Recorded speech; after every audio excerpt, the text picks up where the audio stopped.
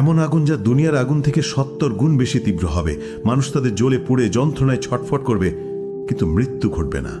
সেখানে এমন ভয়ঙ্কর ঠান্ডা থাকবে যে মানুষ বরফের মতো জমে যাবে। সেখানে খাবার হিসেবে দেওয়া হবে কাঁটাযুক্ত বিষাক্ত জাক্কুম ফল, যা খেয়ে মানুষ যন্ত্রণায় ছটফট করবে।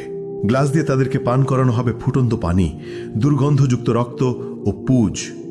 হ্যাঁ বন্ধু, এটা সেই ভয়াবহ জাহান্নাম যা প্রতিটি অপরাধীকে ফেস করতে হবে।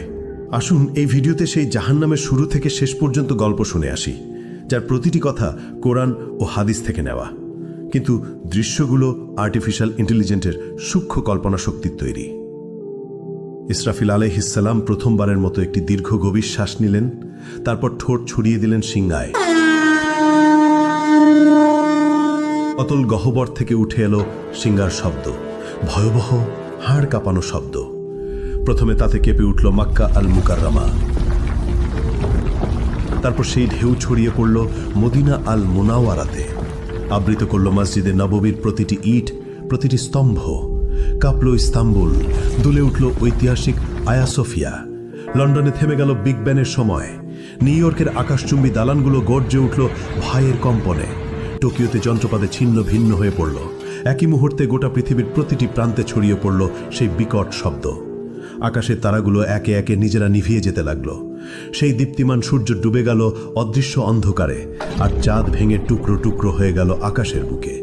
মুহূর্তেই সমগ্র মহাবিশ্ব এক বিশাল কবরস্থানের রূপ নিল। নেমে এলো নীরব নিস্তব্ধতা।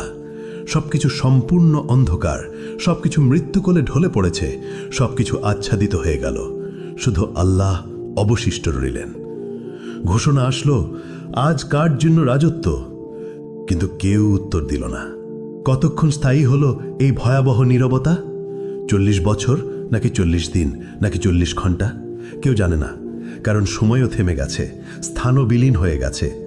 শুধু আল্লাহ জানেন এই অপেক্ষার দৈর্ঘ্য কত হবে। মৃতরা মিশে গেছে মাটির সঙ্গে, হাড়গুলো মিশে গেছে ধুলায়, চুলগুলো পচে গেছে, নখের অস্তিত্ব নেই।